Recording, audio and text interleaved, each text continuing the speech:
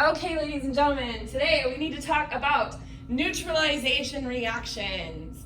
Neutralization, that word sounds like neutral, and that's exactly what it is. Okay? And it is what happens when you mix an acid with a base, okay, in general. All right? We call this a neutralization reaction because the hydrogen ions from the acid are going to combine with the hydroxide ions from the base and make water, and water is neutral, okay? Now, neutralization happens when you have an equal number of H ions and OH ions, so we do have to add the right amounts for it to truly become neutral. But a neutralization reaction is one in which we are working to make the hydrogen and the hydroxide come together to make water. Okay? So if all the hydrogen ions and all the hydroxide ions are used up and react to form water, then the solution becomes neutral. So how do we know when a solution becomes neutral? Well, we're going to see some examples of this tomorrow in our warm-up, but we have these special chemicals that are called indicators that change color in different pHs. Okay, so we would add an indicator to our solution before we start adding our base to our acid. We would add the indicator first, and then when we reach the neutralization point, the indicator would change colors. Okay, and the indicator that we choose is going to depend a lot on what acid and what base we're using. Different indicators are going to change color at different pHs, so if we want to get the right results, we have to choose our indicator kind of carefully. All right, so let's write down a generic equation for a neutralization reaction. A neutralization reaction is always going to be an acid, and remember, acids always start with hydrogen. So it's going to be a hydrogen bonded to some nonmetal, and then we have a base, which is some metal hydroxide, and that is going to result in water, which is HOH, and then a salt, which is our metal and our negative anion. Okay? So this is just a basic general equation. We need to get more specific about writing specific chemical compounds, so we're going to do a quick little activity to demonstrate how to do that.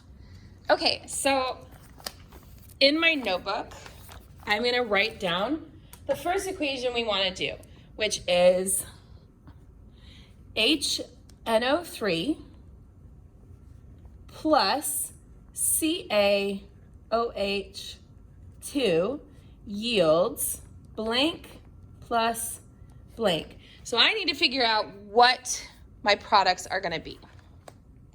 All right, to do that, I'm going to take and create that here. So I'm going to make my acid, which was nitric acid, HNO3. And then I had calcium hydroxide. So I'm going to take my hydroxide. There we go. And I'm going to put my crisscross. Here's my 2 for my calcium hydroxide. So I had HNO3 and then I had CaOH2. The first thing I want to do is pick up the hydrogen and the hydroxide to make my water, okay? So on my paper, in my notebook, I'm gonna make my HOH, because I know that's one of my products. The other product, I'm gonna pick up the metal first, and I'm gonna pick up the non-metal second. Now, before I can call this good, I need to look up their charges. So for calcium, calcium's a group 2 metal, so it's gonna have that 2+ charge. I'm gonna put that up here, okay? Nitrate, NO3, is on my polyatomic ions chart. It is right down here with my 1 minuses. So nitrate has a 1- charge. So remember from nomenclature, we're going to crisscross this. The 1 from nitrate just disappears because we don't write 1s. The 2 from calcium comes down to the nitrate. So this is going to be CaNO3 2. So I'm going to record that in my notebook. CaNO3 2. So now I'm going to clear this card off, and I am going to balance this chemical equation for us, okay? So to balance my chemical equation, I'm going to start with the metal, calcium, 1 and 1, so that's okay. Let's move on to the polyatomic ions. I have 1 NO3 here and I have 2 NO3s here. So to make a 1 a 2, I'm going to multiply this by 2. Okay? So that changes my nitrates to 2, but that also changed my hydrogens to 2. So on the right, I'm going to change my hydrogen to 2. When I do that, that changes my hydroxide to 2, which matches the 2 hydroxides that I have here. So now that equation is balanced. The next equation that I have is H2S plus NaOH yields blank plus blank. All right, so let's go ahead and build that. Oops, zoom you back out a little bit. Okay. So we have our H2S, so hydrosulfuric acid, and then we had NaOH.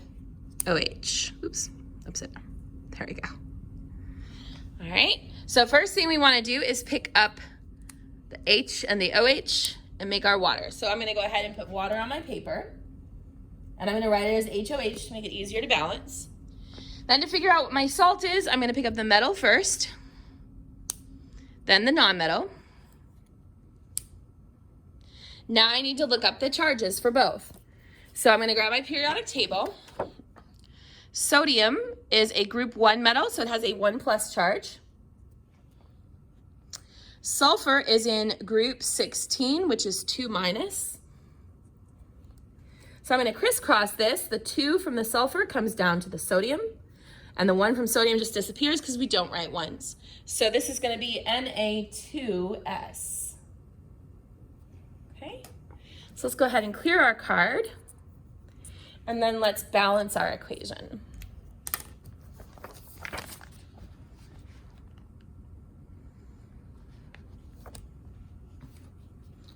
All right, so again, let's start with our metal. On the left, I have 1 sodium. On the right, I have 2. So I'm going to add a 2 on the left to make that 2 sodium. When I do that, that makes my hydroxides 2. So I'm going to come over to the right, and I'm going to add a 2 in front of my HOH. That makes my hydroxides 2, but that also makes my hydrogens 2, which matches the 2 over here. I have 1 sulfur, 1 sulfur. This is balanced. Let's do another one. So for this next one, sorry, here we go. We have HCl plus NaOH makes blank plus blank. All right, so let's do this. So we had HCl, so we're going to pull our hydrogen with a chlorine. And then our base was sodium hydroxide again. Okay, so this is what we're starting with. We're going to pick up the HOH and make our water. Let's record our water on our notebook with HOH for water. Then to make our salt, we're going to pick up the metal first, then the nonmetal. Then we need to look up our charges.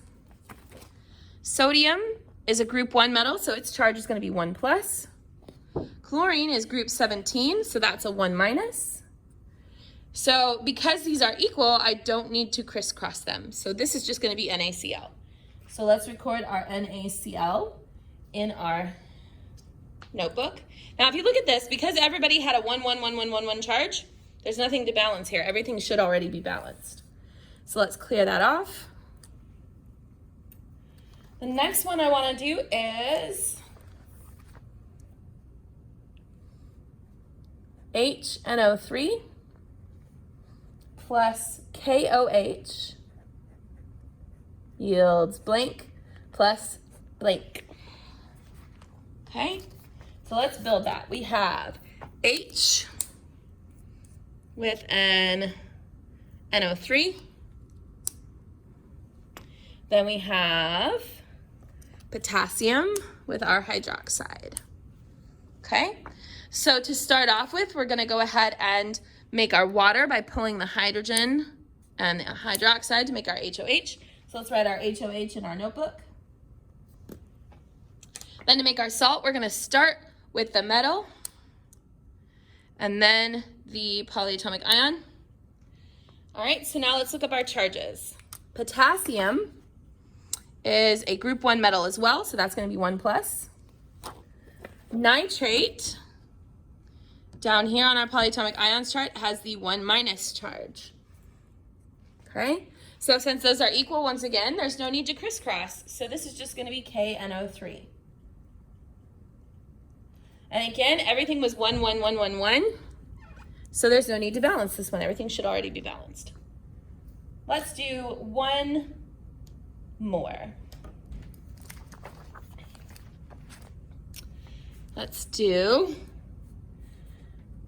MgOH2 plus H3PO4 makes blank plus blank. All right, so let's build that on here. We have MgOH2, and then we have H3PO4.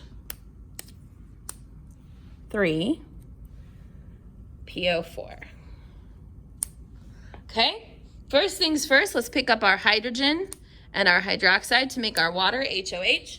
So let's record that in our notebook. HOH is our first product. Then to make our salt, we pick up the metal first, so that's the magnesium. Then we pick up the phosphate, so we have magnesium phosphate. Now let's look up our charges. Magnesium is a group 2 element, so it's going to have a 2 plus charge. Phosphate, on our polyatomic ions chart, all the way over here, oops, nope, up here. PO4 phosphate, this is a 3 minus charge. Okay, so phosphate is 3 minus. So we're going to crisscross this. This 2 from magnesium comes to the phosphate. The 3 from the phosphate goes to the magnesium. So this is going to be Mg3PO4 2. Okay? So now let's go ahead and balance our equation.